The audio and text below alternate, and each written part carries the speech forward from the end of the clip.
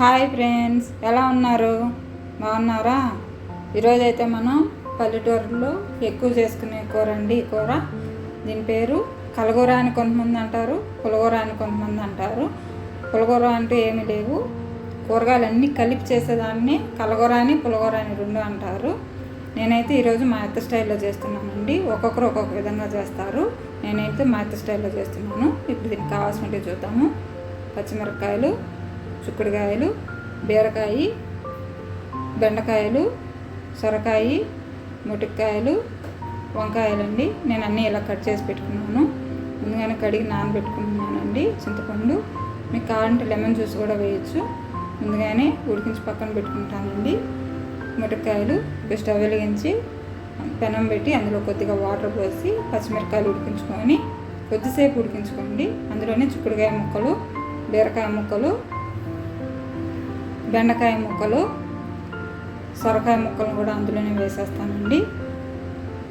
అందులో వేసి మనం ముందుగానే చింతపండు నానబెట్టుకున్నాం కదా, ఆ గుజ్జుని తీసి మరి కొద్ది వాటర్ పోసుకొని అందులో కలుపుకుంటానండి. ఇప్పుడు అందులో మనం టేస్ట్కి తగ్గట్టు ఉప్పును కూడా వేసుకోండి. కొద్దిగా పసుపు, కొంతమంది పోపులో వేసుకుంటారండి. ఆనియన్స్, టమోటో, నేనైతే ఇందులోనే వేసేసుకుంటాను. ఇలా వేసుకొని ఆనియన్స్, టమోటో వేసుకొని కొద్దిసేపు 5 minutes ఉడికించుకోండి. ఉడికించుకున్న తర్వాత మనం ముందుగా ఉడికించి పెట్టుకున్న ముటికాయ ముక్కలను కూడా అందులో వేసి మళ్ళీ 5 minutes ఉడికించుకోండి. నేను ముందుగానే వంకాయ ముక్కలను కోసి ఉప్పు నీటిలో వేసి పెట్టానండి. ముందుగానే వేస్తే ఎక్కువ ఉడికిపోతుంది కాబట్టి ఇలా కొద్దిగా ఉడికిన తర్వాత వంకాయ ముక్కలను అందులో వేసుకొని ఉడికించుకుంటున్నాను.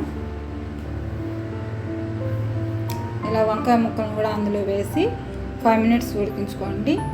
ఇలా ఈ కూరగాయలన్నీ 50% ఉడికిపోవాలండి.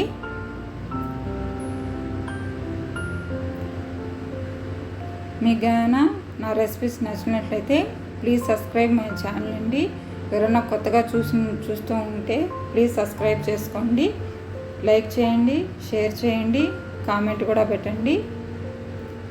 చూడండి, ఇలా ముక్కాలు భాగం ఉడికిపోయినాయండి కూరగాయలు.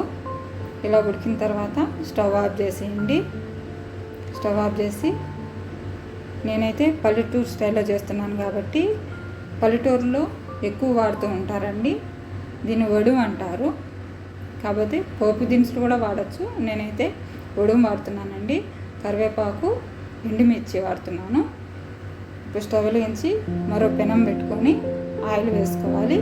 ఆయిల్ వేడెక్కాక ఈ పోపు దినుసు అంతా అందులో వేసి వేయించుకోవాలండి.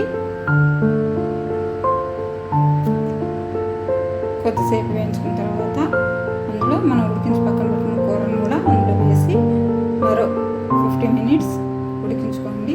మీకు ఉడికింది అన్నప్పుడు ఆఫ్ చేసుకోండి. నాకైతే కొద్దిగా ఉప్పు తగ్గినట్టు అనిపించింది. నేను అందుకని కొద్దిగా ఉప్పు వేసుకుంటున్నానండి. మీకు టేస్ట్ చూసి వేసుకోండి ఉప్పు. చూడండి ఎలా ఉడుకుతుందో. అంతేనండి కూర. పులగూర అంటే అదేనండి.